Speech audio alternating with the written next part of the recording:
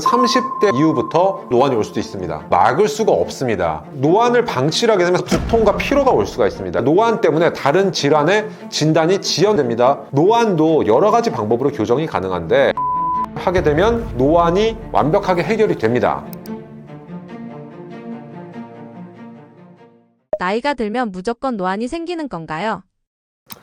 네, 안타깝게도 이 노안이라는 것이 결국에는 노화 때문에 생기는 거기 때문에 우리가 뭐 흰머리가 나고 주름이 생기고 이것은 세월이 흐르면서 막을 수가 없잖아요.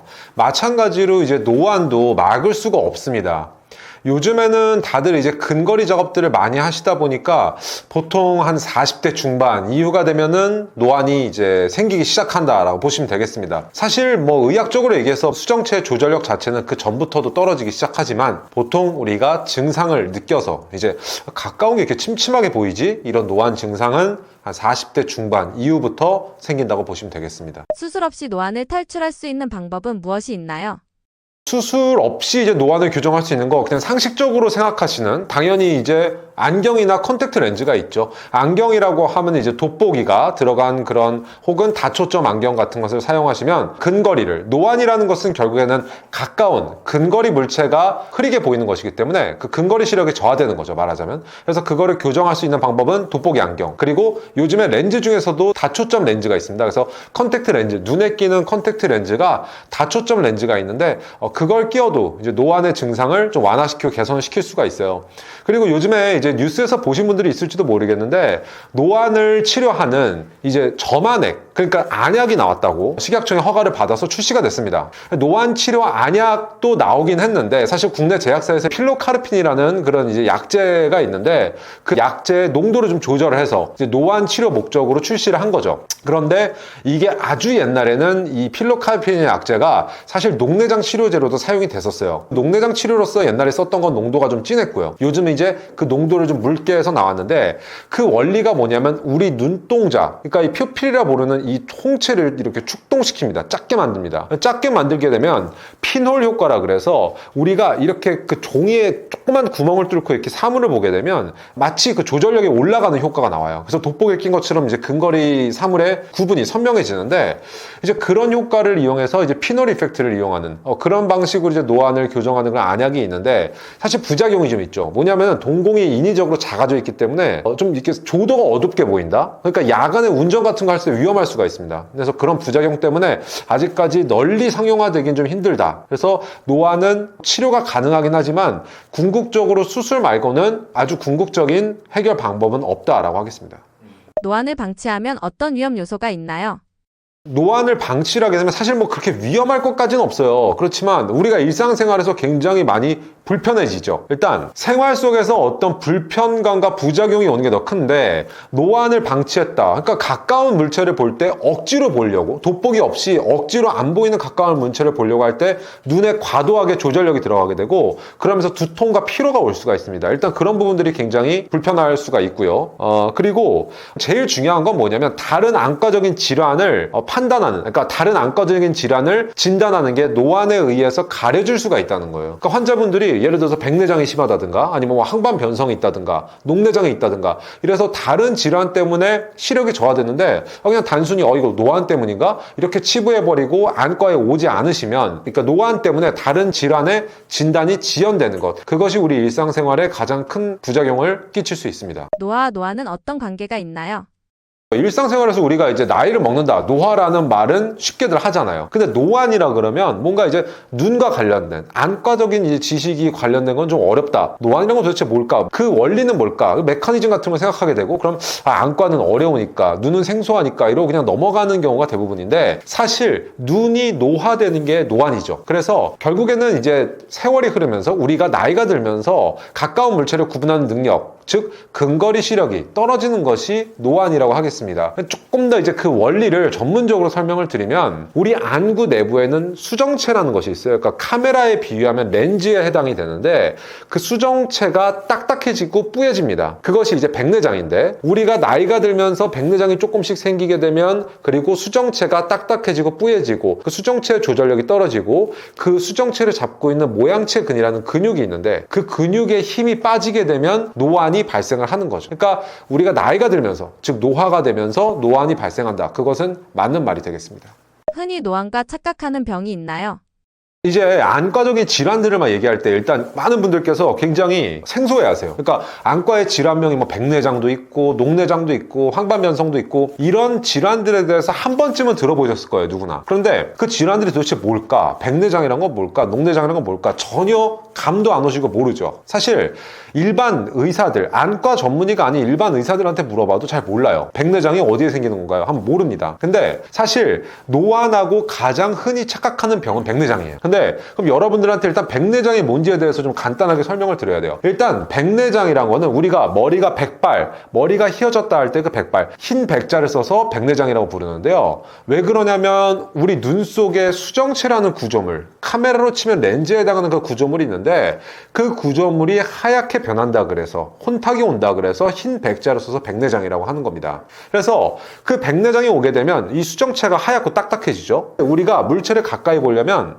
근거리의 조절력이라는 게 필요하게 되는데 거기에 이 수정체, 우리 눈 속에 렌즈가 관여를 하거든요. 그런데 그 수정체, 렌즈의 조절력이 떨어지는 게 백내장이기 때문에 결국 노안은 백내장과 같이 오는 것이 맞습니다. 그래서 노안은 백내장 때문에 온다라는 말도 맞고요. 그래서 여러분께서 노안과 같이 가장 긴밀하게 생각하셔야 되는 안과적인 질환이 바로 백내장입니다. 노안은 언제부터 진행되며 증상이 무엇인가요? 자, 일단 노안이라는 것은 보통은 엄밀하게 얘기하면 이제 30대 후반이 되면 우리 눈 속에 그 수정체 조절력이 떨어지기 시작해요. 그래서 고도근시가 있는 분이라든가 이런 특별한 분들 같은 경우에는 30대 후반부터도 노안이 올 수도 있습니다. 그렇지만 그건 드문 경우고 보통은 40대 중반 정도가 되면 노안이 시작이 돼요. 그래서 안과에 이제 환자분이 오셨는데 내가 이제 나이가 한 만으로 45살 정도 됐는데 가까운 거 보려고 하면 침침하고 그러면서 눈이 굉장히 피로감이 들고 심한 경우에 두통까지도 온다. 이렇게 호소를 하면서 오세요. 나 이거 무슨 심각한 안과적 질환인가 병인가 하면서 오시는데 그런 분들을 이제 시력 검사를 해보고 근거리 시력을 재보고 시력 교정을 해보면 그런 분들이 바로 전형적인 노안에 해당이 되는 거죠. 그래서 노안이라는 것은 40대 중반부터 오는 것이 일반적이고 그다음에 노안의 가장 대표적인 증상은 눈의 피로감, 그러면서 근거리 가까운 게 뿌옇게 보이는 겁니다. 책상에 있는 어떤 작은 글씨 아니면 핸드폰 글씨가 예전 같지 않게 뿌옇게 보이고 자꾸 이거를 떨어뜨려서 보려고 그러고, 그리고 내가 뭔가 가까운 작업을 집중해서 하다가 이렇게 멀리를 봤다가 다시 또 금방 가까운 걸 보려고 그러면 이게 잘 안 보이거나 두통이 온다. 그것이 초기 노안의 대표적인 증상이라고 하겠습니다. 백내장 수술은 어떤 분들에게 추천하시나요?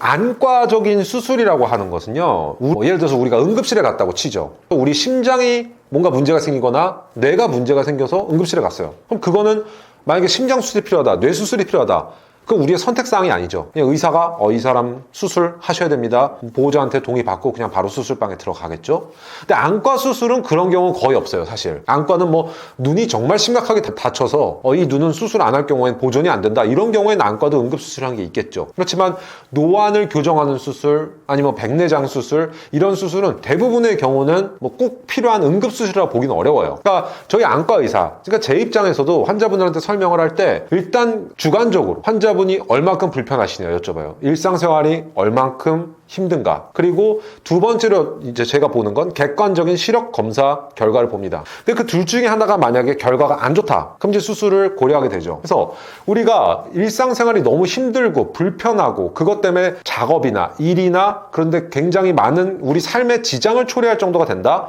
그럼 그것은 수술을 하는 것이 맞죠. 왜냐하면 노안도 여러 가지 방법으로 교정이 가능한데 일단 초기의 노안, 40대 초중반까지의 노안은 근시가 있는 환자분들의 경우에는 굴절 교정 수술, 라식이나 라섹을 모노비전으로 하는 방식으로도 노안을 일단 교정을 할 수는 있어요. 근데 그거보다 좀 더 근본적인 치료 방식은 이제 백내장 수술인데, 백내장 수술이라는 것은 우리 눈 속의 수정체를 제거하고 인공수정체를 넣어주는 거거든요. 근데 그 인공수정체가 요즘에는 굉장히 기능이 좋은 다초점 인공수정체, 그러면서도 부작용이 없는 그런 다초점 인공수정체들이 좋은 게 많이 개발이 됐어요. 그래서 그런 다초점 인공수정체를 이용한 백내장 수술을 하게 되면 노안이 완벽하게 해결이 됩니다. 그런데 그런데 백내장 수술이라는 것은 일단 기본적으로 50대가 지나야지 하는 것이 원칙이고 환자분께도 바람직하고요. 그리고 어느 정도 시력이 떨어지고 환자분이 많이 불편해졌을 때, 그리고 의사가 봤을 때 백내장의 객관적인 혼탁도가 진행이 됐을 때, 그런 정말 필요한 경우에 수술을 하는 것이 바람직하다고 하겠습니다.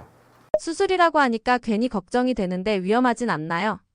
백내장 수술이라는 게요, 이제 사실 지금 시행된 지는 이제 한 40년 정도 됐어요. 백내장 수술도 이제 굉장히 오래된 수술인데, 그러면서 관련된 어떤 인공수정체라든가 그 장비들이 굉장히 많이 발전해 왔죠. 이제 백내장 수술은 한 10분이면 끝나는 수술입니다. 그리고 의사들의 숙련도도, 물론 이제 그 백내장을 전문으로 하는 의사한테 받았을 때의 얘기지만, 의사의 숙련도도 그만큼 굉장히 많이 고도화됐기 때문에 백내장 수술 자체가 이렇게 어렵거나 위험한 수술은 아니고요. 그렇지만 분명한 것은 이제 백내장 수술에 대한 경험이 풍부한 그런 안과 의사에게 수술을 받는 것이 무엇보다 중요하겠습니다.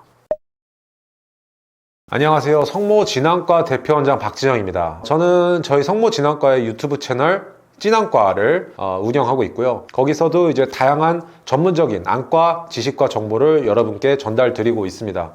오늘 이렇게 좋은 기회가 돼서 촬영을 하게 되었고, 안과와 관련해서 여러분들이 평소에 궁금하셨던 거에 대해서 제 나름대로는 열심히 말씀을 드려보려고 합니다. 요즘 우리 시대 사람들한테 가장 화두는 젊음과 노화인 것 같아요. 그래서 어떻게 하면 우리 몸의 젊음을 좀 더 오랫동안 유지할까? 어떻게 하면 노화가 좀 덜 오게끔 막을 수가 있을까?